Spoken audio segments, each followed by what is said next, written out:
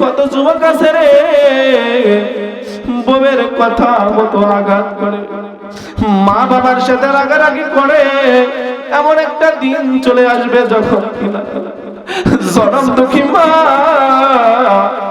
এমন ভাবে ঘুমিয়ে যাবে, একটা বারের জন্য চোখ খুলে আর বেটা বলে ডাকবে। ওই সময় মায়ের পাশে দাঁড়াবা আর মাকে ডেকে ডেকে বলবো, বাবা আমি যদি আজ জানতাম আমি রাগ করে তোমাকে কথা বলার কারণে তুমি এমন ভাবে চোখ বুঝবা, একটা বারের জন্য আর বেটা বলে ডাক দিবে। তোমার মতো লই না কেহ আমায় বুকে টানি, আসল দিয়া মোছে না কেউ আমার চোখের পানি। হাইরে মা জননী আমার, হাইরে মা জননী। মারে আমি জীবনে আর তোমাকে খারাপ ভাষায় কথা বলতাম না রে মা। মা তুমি ওঠো, চোখ দুইটা খোলো, একবার বেটা বেটা বলে আমার ডাক দাও রে মা। আমি যদি আগে জানতাম, আমি যদি আগে জানতাম রে মা তোমাকে আমি খারাপ ভাষায় কথা বলার কারণে রাগ করে আমার বাড়ি থেকে ছোট ভাইয়ের বাড়িতে গিয়ে শেষ খাবার খেয়ে তুমি মারা যাবে রে মা, তাইলে আমি জীবনে একটা বারের জন্য তোমাকে আমি খারাপ ভাষায় কথা বলতাম না। মারে তাকিয়ে দেখো, ওরে মা তাকিয়ে দেখো রে মা তাকিয়ে, আরে মা তাকিয়ে দেখো তোমার সন্তান তোমার পাশে এসে দাঁড়িয়ে গিয়েছে রে মা। দুইটা চোখ খোলো, সন্তানকে একটু তোমার বুকে নাও রে মা। জনম দুঃখী মা তবু দুটা চোখ খুলে না রে বাবা। এমন সন্তানকে দেখেছি জাহান্নামের, এমন সন্তানকে দেখেছি যখন আপনার বাবার জানাজার জন্য যখন কিনা মাঠে এনে বাবাকে রেখে দেওয়া হয়েছে, সন্তান দূর থেকে ছুটে এসে কাপড়ের মাঝখান থেকে বাবার মুখটা দেখে আর বলেন, বাবা রে ও বাবা একটু চোখটা খোলো, একটু তোমার মুখ। বারবার বাবাকে ডাকে আর ডাক দিয়ে বলে, বাবা আগে যদি জানতাম তোমার সাথে কোনোদিন খারাপ ব্যবহার করতাম না। দুনিয়ার এমন সন্তান আছে বাবা মার সাথে যদি খারাপ ব্যবহার করে, বাবা মার সাথে যদি খারাপ ব্যবহার করে, আল্লাহ রাসূল বলেন দুনিয়ার মধ্যে যারা বাবা মার সাথে সুন্দর ব্যবহার করলো, সুন্দর আচরণ করলো, এক আমি আল্লাহর ইবাদত করলো, আমি আল্লাহ সাক্ষ্য দিচ্ছি ওই বান্দার জন্য আমি আমার সুন্দর জান্নাত তৈয়ার করে রেখে দিয়েছি। মাগো তোমার মতো লই না কেহ আমায় বুকে টানি, আসল দিয়া মোছে না কেউ আমার চোখের পানি। হাইরে মা জননী আমার, হাইরে মা জননী। সম্মানিত হাজিরিন আল্লাহর গোলামেরা, আর যদি কোনো বান্দা যদি শুকরিয়া আদায় না করে, আল্লাহ রাব্বুল আলামিন জানিয়ে দেন, তাইলে আমি আল্লাহ রাব্বুল আলামিন ওই বান্দার প্রতি অসন্তুষ্ট হয়ে যাই। শুধু অসন্তুষ্ট হয়ে যাই তাই নয়, আমি আল্লাহ রাব্বুল আলামিন তাকে যত নিয়ামতগুলো দিয়েছিলাম নিয়ামতগুলো ছিনিয়ে নেই। শুধু ছিনিয়ে নেই না, তারপর থেকে আমি কঠিন আযাব গজবের সম্মুখীন তাকে করি। জোরে বলুন আল্লাহু আকবার। আয়াতের প্রেক্ষাপটে মনে পড়ে যায় হযরত সাইয়্যিদানা মূসা আলাইহিস সালামের সময়ের কথা। হযরত সাইয়্যিদানা মূসা আলাইহিস সালাম আল্লাহর সাথে কথা বলার জন্য একটা পর্বতে যায়, নাম হলো তুর পর্বত। হেঁটে হেঁটে যখন যায়, যাওয়ার পথে একজন ব্যক্তির সাথে দেখা হয়ে যায়। ডাক দিয়ে বলেন, আল্লাহর পয়গম্বর মুসা কালিমুল্লাহ, কোথায় আপনি যান? বলে, তোর পর্বতে আমি আল্লাহর সাথে কথা বলার জন্য যাই। জোরে বলুন সুবহানাল্লাহ। তাইলে আপনি আল্লাহরে জিজ্ঞাসা করবেন, আল্লাহ আমারে এত ধন সম্পদ দিয়েছে, কোন আমলটা করলে আমার আল্লাহ আমার ধন সম্পদ গুলো কমিয়ে দিবে? আমরা ধন সম্পদ বেশি হলে চাই যদি একটা বাড়ি হয় আর একটা বাড়ি করব, তাই নয়? যদি একটা গাড়ি হয় চাই দুইটা গাড়ি করব। আর এই ব্যক্তি কি বলে শুনুন। ও আল্লাহর পয়গম্বর, আপনি আল্লাহর কাছে জিজ্ঞাসা করবেন, কোন আমলটা করলে আমার আল্লাহ আমার ধন সম্পদ গুলো কমিয়ে দিবে? আল্লাহ রাব্বুল আলামিনের নবী হযরত মূসা আলাইহিস সালাম জানিয়ে দেন, যখন আমি আল্লাহর সাথে কথা বলবো, তোমার কথাটা আল্লাহর কাছে আমি জিজ্ঞাসা করব। এই কথা বলা মাত্রই চলে গেলেন। যাওয়ার পরে কিছু দূর সামনে যাওয়ার পরে আরেকটা ব্যক্তির সাথে সাক্ষাৎ। ওগো সাইয়েদনা মূসা আলাইহিস সালাম, আপনি কোথায় যান? তুর পর্বতে আল্লাহর সাথে কথা বলার জন্য যাই। তাইলে আল্লাহর কাছে জিজ্ঞাসা করবেন, আমার আল্লাহ রাব্বুল আলামিন দুনিয়ার মাঝখানে আমাকে এমন করে সৃষ্টি করেছে, এক বেলা খেয়ে থাকি তো আরেক বেলা না খেয়ে থাকি, এক বেলা খাবার পাই তো আরেক বেলা না খেয়ে থাকি। আল্লাহ রাব্বুল আলামিন থাকার জন্য আমাকে একটা ভালো বাসস্থান, একটা ঘর পর্যন্ত দেয় নাই। ছোট্ট একটা কুঠির তুলে তার মধ্যে আমি বসবাস করি। আল্লাহরে বলবেন, কোন আমল করলে আল্লাহ রাব্বুল আলামিন আমাকে ধনী করে দিবে? জোরে বলুন সুবহানাল্লাহ। প্রিয় ভাইরা আমার, আল্লাহর পয়গম্বর বললেন, যখন আল্লাহর সাথে কথা বলা শেষ হবে, তোমার প্রশ্নের উত্তরটা আমি শুনবো, শোনার পরে তোমাকে উত্তর এনে দিব। বলার পরে হাঁটা শুরু করলেন। হাঁটতে হাঁটতে একটা রাস্তার চায়ের মাথা মোড়, মোড়ের মাঝখানে দেখতে পাই এমন একটা ব্যক্তি বসে আছে, যার কিনা দুটি হাত নাই, দুইটা পা নেই। লোকটা আল্লাহর পয়গম্বরকে দেখা মাত্রই বলে, আল্লাহর পয়গম্বর, কোথায় আপনি হেঁটে হেঁটে রওনা দিলেন? আমি হেঁটে হেঁটে রওনা দিলাম আল্লাহর সাথে তুর পর্বতে কথা বলার জন্য। তাইলে আল্লাহর একটু জিজ্ঞাসা করবে, আমার আল্লাহ তো আমারে দুইটা হাত দেয় নাই, আমার আল্লাহ তো আমারে দুইটা পা দেয় নাই, তাইলে আমার আল্লাহ কেন আমারে সৃষ্টি করলেন? হ্যাঁ, যখন আমি আল্লাহর কাছে যাব, তুর পর্বতে কথা বলার সময় তোমার প্রশ্নের উত্তরটা আমি শুনে আসব। সঙ্গে সঙ্গে হাঁটতে হাঁটতে চলে গেলেন। যাওয়ার পরে আল্লাহর সাথে কথা বলার শেষ পর্যায়ে জানিয়ে দিচ্ছে, আল্লাহকে প্রশ্ন করতেছেন, আল্লাহ আসার সময় আমি একটা ব্যক্তির সাথে সাক্ষাৎ হয়েছিল। সেই ব্যক্তিটা বলল, আল্লাহ রাব্বুল আলামিন আমাকে এত ধন সম্পদ দিয়েছে, এত ধন সম্পদ আমাকে দিয়েছে, কোন আমলটা করলে আমার ধন সম্পদ গুলো কমে যাবে? আল্লাহ রাব্বুল আলামিন সাথে সাথে বলে দিচ্ছে, আপনি তাকে জানিয়ে দিবেন, খেয়ে থাকুক বা না খেয়ে থাকুক, সর্ব অবস্থায় যেন সে শুকরিয়া আদায় করে।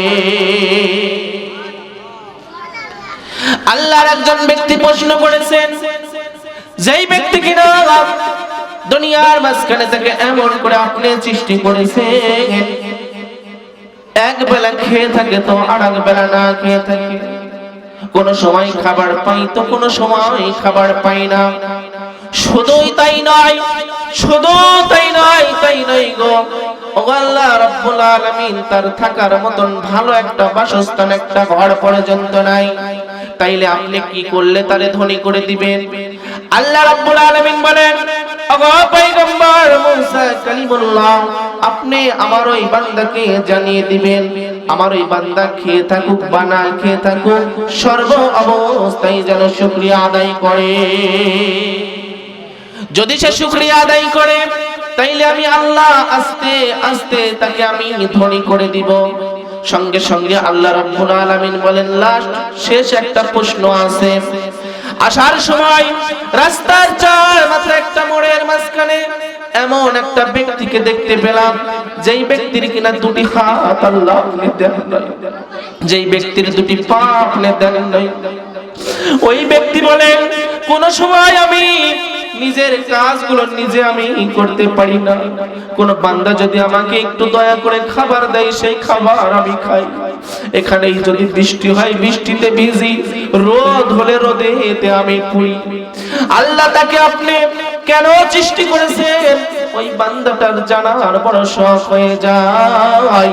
সঙ্গে সঙ্গে আমার আল্লাহ বলেন, ওই বান্দারে আমি শুধু শুধু সৃষ্টি করি নাই, আমার জাহান্নামের মাঝখানে একটা ছিদ্র আছে, ওই ছিদ্র বন্ধ করার জন্য আমি তারে বানিয়েছি। জোরে বলেন আল্লাহু আকবার।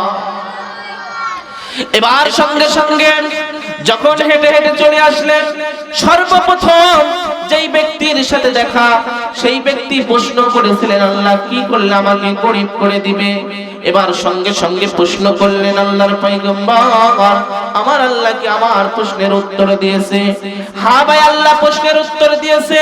তুমি যদি আল্লাহর শুকরিয়া আদায় করা বন্ধ করে দাও, আল্লাহ আস্তে আস্তে তোমাকে গরিব করে দিবে। একটা চিৎকার মেরে বলেন, ও আল্লাহর বান্দা, আমি কাজ কখনো করতে পারবো না। আমার আল্লাহ রাব্বুল আলামিন এত এত নিয়ামত আমাকে দিয়েছে, কেমন করে আমার আল্লাহর নিয়ামতের শুকরিয়া আদায় না করে আমি থাকি? সঙ্গে সঙ্গে তিনি হাঁটা শুরু করলেন। হাঁটতে হাঁটতে দ্বিতীয় নাম্বার ব্যক্তির সাথে সাক্ষাৎ। দ্বিতীয় নাম্বার ব্যক্তির সাথে সাক্ষাৎ হওয়ার পরে দ্বিতীয় নাম্বার ব্যক্তি বলেন, আল্লাহর পয়গম্বর, আপনি কি আমার প্রশ্নের উত্তর শুনে এসেছেন? আপনি কি আমার প্রশ্নের উত্তর শুনে এসেছেন? হ্যাঁ, আপনার প্রশ্নের উত্তর শুনেছি। তাইলে বলুন না দেখি, আমার আল্লাহ কোন কাজ করলে আমাকে ধনী করে দিবে? আল্লাহর পয়গম্বর ডাক দিয়ে বলেন, তুমি খেয়ে থাকো বা না খেয়ে থাকো, যে অবস্থায় থাকো না কেন, প্রত্যেকটা অবস্থায় তুমি শুকরিয়া আদায় করবে, আল্লাহ রাব্বুল আলামিন তোমাকে আস্তে আস্তে ধনী করে দিবে। জোরে বলুন সুবহানাল্লাহ। বান্দা একটা চিৎকার মেরে ডাক দিয়ে বলেন, ও পয়গম্বর, এমনি খেয়ে থাকি তো না খেয়ে থাকি, কেমন করে আমি আল্লাহর শুকরিয়া আদায় করব? যখনই কিনা না শুকরিয়া আদায় করলেন, কিতাবের মধ্যে পড়ে দেখলাম এমন একটা বাতাস আসলো, বাতাস এসে সাথে সাথে তার ছোট্ট কুঠিরটাও উড়িয়ে নিয়ে চলে গেল। জোরে বলুন আল্লাহু আকবার। শুধু বোঝাতে চাচ্ছি, শুকরিয়া আদায় করলে কি আর শুকরিয়া আদায় না করলে কি। এবার হাঁটতে হাঁটতে ওই ব্যক্তির কাছে পৌঁছে গেলেন তৃতীয় নাম্বার ব্যক্তি। ও আল্লাহর পয়গম্বর, আপনি কি আল্লাহকে প্রশ্ন করেছিলেন, আমার আল্লাহ কেন আমাকে দুনিয়ার মাঝখানে সৃষ্টি করেছে? হ্যাঁ, তোমার প্রশ্নের উত্তর আমি শুনে এসেছি। আল্লাহ রাব্বুল আলামিন তোমাকে খামাখা এই দুনিয়ার মাঝখানে সৃষ্টি করে নাই। আল্লাহ রাব্বুল আলামিনের জাহান্নামের মাঝখানে একটা ছিদ্র রয়ে গিয়েছে, সেই ছিদ্রটা বন্ধ করার জন্য তোমাকে সৃষ্টি করেছে। সঙ্গে সঙ্গে বান্দাটা আল্লাহর শুকরিয়া আদায় করে বলে, আলহামদুলিল্লাহ। আল্লাহর পয়গম্বর অবাক হয়ে গেলেন, আহারে, এই ব্যক্তিকে দিয়ে জাহান্নামের ছিদ্র বন্ধ করবে, তারপরেও বলে আলহামদুলিল্লাহ। কারণটা কি শুকরিয়া আদায় করার? কারণটা কি শুকরিয়া আদায় করার? যখন কিনা প্রশ্ন করলেন, প্রশ্ন করার সাথে সাথে ওই ব্যক্তিটা জানিয়ে দিচ্ছেন, আল্লাহর পয়গম্বর, আমার আল্লাহ দুনিয়ায় আসমান বানিয়েছে একটা উদ্দেশ্যে, আল্লাহ জমিন বানিয়েছে একটা উদ্দেশ্যে, আজকের মাহফিলের প্যান্ডেল যেমন করা হয়েছে একটা উদ্দেশ্যে, আল্লাহ প্রত্যেকটা জিনিস বানিয়েছে একটা উদ্দেশ্য নিয়ে। আল্লাহ আমারে খামাখা বানাই না, আমার আল্লাহ তার নিজের কাজের জন্য আমাকে বানিয়েছে। এই জন্য আমি আল্লাহর প্রতি খুশি হয়ে আল্লাহর প্রতি শুকরিয়া আদায় করলাম। আল্লাহর পয়গম্বর বলে, যখন আমি এই কথা ওই বান্দার মুখ থেকে শুনেছি, তাকিয়ে দেখি সাথে সাথে আল্লাহর কুদরতে ওই বান্দার স্বয়ং সম্পূর্ণ হাত পা আল্লাহ আবার একটা স্বাভাবিক মানুষের মতন করে দিয়েছে। জোরে বলুন সুবহানাল্লাহ। জয় বলুন না সুবহানাল্লাহ। তাইলে নিয়ামত পাওয়ার পরে শুকরিয়া আদায় করার দরকার আছে কি নাই? দুনিয়ার মধ্যে আমি মনে করি সবথেকে বেশি নিয়ামত যেটা সময় সংকীর্ণ সাজানো আলোচনা করা মুশকিল। সম্মানিত হাজিরিন, দুনিয়ার মধ্যে সবথেকে শুকরিয়া আদায় করার দরকার। আমি মনে করি যেই নিয়ামতটা পাওয়ার পরে দুনিয়ার মধ্যে যার কিনা আব্বা এবং মা বেঁচে আছে, দুনিয়ার মধ্যে যারা আব্বা মা বেঁচে আছে, যারা আব্বা মা বেঁচে আছে দুনিয়ার মধ্যে তার শুকরিয়া আদায় করার দরকার বেশি। এখানে অনেক মুরব্বি বাবারা আছে যার কিনা জনম দুঃখী মা দুনিয়ার মধ্যে নাই, এমন বান্দা আছেন যার কিনা জনম দুঃখী বাবা দুনিয়ার মধ্যে নাই। আজ যদি দুনিয়ার মাঝখানে আপনার মা বেঁচে থাকতো, বাবা যদি বেঁচে থাকতো, দুনিয়ার মাঝখানে নিঃস্বার্থভাবে সবথেকে সন্তানকে ভালোবাসে একমাত্র মা এবং বাবা। একমাত্র মা আর বাবা এত পরিমাণ ভালোবাসে, দুনিয়ার অন্য কোন মানুষ আর এরকম কাউকে ভালোবাসে না। জনম দুঃখী মা সন্তানের কাছ থেকে ছোট সময় যখন জানে কোনো কিছুই দিতে পারবে না, তারপরেও জনম দুঃখী মা সন্তান যখন দুনিয়ার মাঝখানে আসবে, খাবার খেতে পারে না, এই অবস্থায়ও সন্তানকে পেটের মধ্যে ধারণ করে যখন সন্তানটা আস্তে আস্তে পেটের মধ্যে বড় হতে থাকে, সন্তানটা আস্তে আস্তে গর্ভের মধ্যে যখন বড় হতে থাকে, জায়গাগুলো পেটের মধ্যে সংকীর্ণ হতে থাকে, জনম দুঃখী মা খাবার খাওয়ার জন্য বসে যায়, সন্তান এত জোরে একটা পেটের মধ্যে লাথি মেরে দেয়, জনম দুঃখী মা পেটটা ধরে খাবারের প্লেটটা তুলে সরিয়ে উঠে চলে যায়। শুধু তাই নাই, যখন সন্তান দুনিয়ার মাঝখানে আসবে, মায়ের কলিজার মাঝখানে এত জোরে একটা লাথি মেরে দেয়, কিতাবের মধ্যে বর্ণনা আসে, মেডিকেল সায়েন্স প্রমাণ করে মায়ের পেটের সাতটা পর্দা ফেটে সন্তান দুনিয়ার মাঝখানে চলে আসে। জনম দুঃখী মায়ের শরীর থেকে অসংখ্য রক্তগুলো দুনিয়ার মাঝখানে পড়ে যায়, জমিনের মধ্যে যখন পড়ে যায়, জনম দুঃখী মা অজ্ঞান হয়ে মাটিতে পড়ে থাকে। জনম দুঃখী মা মাটিতে পড়ে আছে, এমন তো অবস্থায় কিছু সময় পরে যখন জ্ঞান ফেরে, পাশের লোকদেরকে ডেকে ডেকে বলে, তোরা কারা রে? আমার সন্তান রে, আমার একটু বুকে দে। সন্তানকে তুলে বুকে দেওয়া হয়। জনম দুঃখী মা সন্তানকে পাওয়ার পরে গালের মধ্যে ও গালের মধ্যে বারবার চুমা খায়, সন্তানের মুখের দিকে তাকিয়ে মুস্কি মুস্কি করে হাসে। পাশের লোকজন ডেকে বলে, এত সময় না তুমি, তোমার সন্তান আসবে দুনিয়ায়, তুমি শুধু কান্না করো আর বলো আমি হয়তো বাঁচবো না, মরে যাবো। তোরা কারা আছিস রে? আমাকে একটা ছুরি দে, না হয় খুব বিষ দে, আমি খেয়ে মারা যাই। এখন তোমার সন্তানকে পাওয়ার পরে তুমি মুস্কি মুস্কি করে হাসো, কারণটা কি? জনম দুঃখী মা সন্তানের দিকে তাকায় আর ওই সব মানুষের দিকে তাকিয়ে তাকিয়ে বলে, তোরা জানিস না, আরে তোরা জানিস না, যখন আমার সন্তান দুনিয়ায় আইছে, আমার সন্তানের মুখের দিকে যখন আমি তাকিয়েছি, আমার যত ব্যথা বেদনা ছিল, সমস্ত ব্যথা বেদনা গুলো আমার পানি হয়ে গিয়েছে। দুনিয়ার মুসলমান, আরে যুবকেরা, ওই মা বাবাকে কত যুবক আছে রে, বউয়ের কথা মতো আঘাত করে, মা বাবার সাথে রাগারাগি করে। এমন একটা দিন চলে আসবে যখন জনম দুঃখী মা এমন ভাবে ঘুমিয়ে যাবে, একটা বারের জন্য চোখ খুলে আর বেটা বলে ডাকবে। ওই সময় মায়ের পাশে দাঁড়াবা আর মাকে ডেকে ডেকে বলবো, বাবা আমি যদি আজ জানতাম, আমি রাগ করে তোমাকে কথা বলার কারণে তুমি এমন ভাবে চোখ বুঝবা, একটা বারের জন্য আর বেটা বলে ডাক দিবে না। মারে আমি জীবনে আর তোমাকে খারাপ ভাষায় কথা বলতাম না রে মা। মা তুমি ওঠো, চোখ দুইটা খোলো, একবার বেটা বেটা বলে আমার ডাক দাও রে মা। আমি যদি আগে জানতাম, আমি যদি আগে জানতাম রে মা, তোমাকে আমি খারাপ ভাষায় কথা বলার কারণে রাগ করে আমার বাড়ি থেকে ছোট ভাইয়ের বাড়িতে গিয়ে শেষ খাবার খেয়ে তুমি মারা যাবে রে মা। তাইলে আমি জীবনে একটা বারের জন্য তোমাকে আমি খারাপ ভাষায় কথা বলতাম না। মারে তাকিয়ে দেখো, ওরে মা তাকিয়ে দেখো রে মা তাকিয়ে, আরে মা তাকিয়ে দেখো, তোমার সন্তান তোমার পাশে এসে দাঁড়িয়ে গিয়েছে রে মা। দুইটা চোখ হলো সন্তানকে একটু তোমার বুকে নাও রে মা। জনম দুঃখী মা তবু দুটা চোখ খুলে না রে বাবা।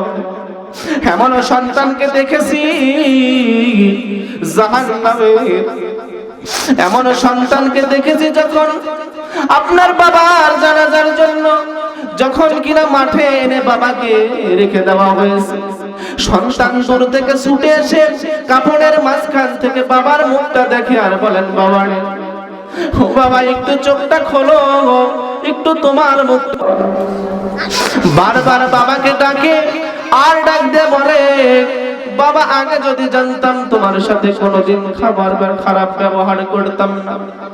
দুনিয়ার এমন সন্তান আছে বাবা মার সাথে যদি খারাপ ব্যবহার করে, বাবা মার সাথে যদি খারাপ ব্যবহার করে, আল্লাহ রাসূল বলেন দুনিয়ার মধ্যে যারা বাবা মার সাথে সুন্দর ব্যবহার করলো, সুন্দর আচরণ করলো, এক আমি আল্লাহর ইবাদত করলো, আমি আল্লাহ সাক্ষ্য দিচ্ছি ওই বান্দার জন্য আমি আমার সুন্দর জান্নাত তৈয়ার করে রেখে দিয়েছি।